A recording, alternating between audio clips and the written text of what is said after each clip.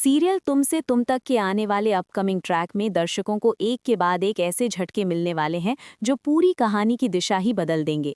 अब तक आपने देखा कि कैसे मोहल्ले वालों ने आर्या और अन्नू के रिश्ते को सिरे से नकार दिया। पूरे मोहल्ले ने दोनों के प्यार पर सवाल उठाए, उनकी सोच, उनके संस्कार और उनके फैसले पर उंगलियां उठाईं। लेकिन इसी अंधेरे में एक उम्मीद की किरण बनकर खड़े हैं शर्मा जी और पुष्पा जी, जो समाज के डर से नहीं बल्कि अपनी बेटी की खुशी के लिए मजबूती से खड़े हैं। वे साफ कह देते हैं कि अगर उनकी बेटी खुश है तो दुनिया क्या कहती है इससे उन्हें कोई फर्क नहीं पड़ता। लेकिन दोस्तों, कहानी यहीं आसान नहीं रहने वाली है, क्योंकि इसी बीच कहानी में एंट्री होती है सबसे बड़ी परेशानी की, और वो है हर्षवर्धन। हर्षवर्धन के दिल में एक डर बैठ चुका है। उसे लगने लगता है कि अगर अन्नू इस घर की बहू बनकर आ गई, अगर आर्यवर्धन की पत्नी बन गई, तो उसका बनाया हुआ पूरा सिस्टम बिखर जाएगा। घर की सत्ता, फैसले और नियंत्रण उसके हाथ से निकल जाएगा। यही डर धीरे धीरे उसकी सेहत पर असर डालने लगता है।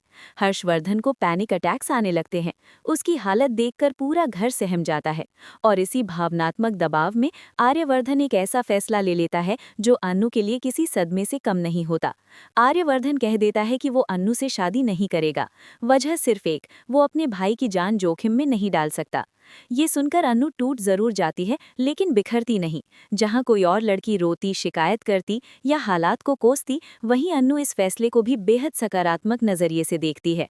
वो आर्य से कहती है कि अगर आप अपनी कसम की वजह से उन्हें मना नहीं कर सकते तो मैं कर सकती हूँ। मैं खुद हर्षवर्धन सर से बात करूंगी।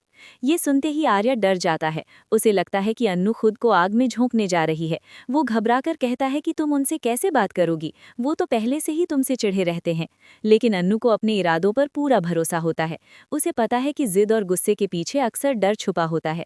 उसने पहले भी राजनंदिनी जैसे लोगों को समझाया है, बदला है। यही सोचकर अन्नू सीधे हर्षवर्धन के केबिन में पहुंच जाती है। शुरुआत में हर्षवर्धन बेहद उखड़ा हुआ रहता है। उसकी आंखों में गुस्सा, डर और असहजता साफ दिखाई देती है। लेकिन अन्नू शांत रहती है। वो हर्षवर्धन को बड़े ही सधे हुए शब्दों में समझाती है कि जिंदगी में क्या अहम है और क्या सिर्फ भ्रम।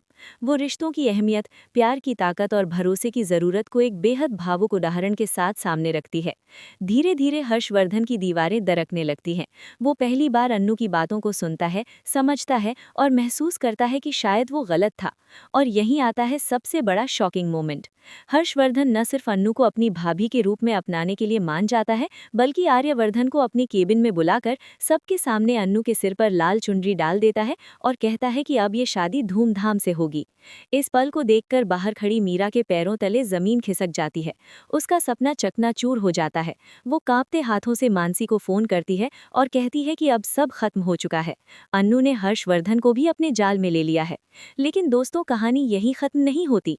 शादी की तैयारियां शुरू जरूर हो जाती हैं, घर में खुशी का माहौल होता है, लेकिन विलन्स अभी हार मानने वाले नहीं हैं।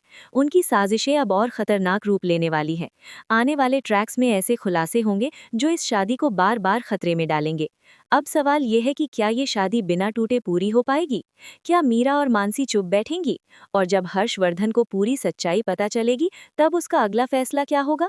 इन सभी सवालों के जवाब मिलेंगे आने वाले धमाकेदार एपिसोड्स में। आप क्या सोचते हैं? क्या अन्नू का ये आत्मविश्वास सब पर भारी पड़ेगा?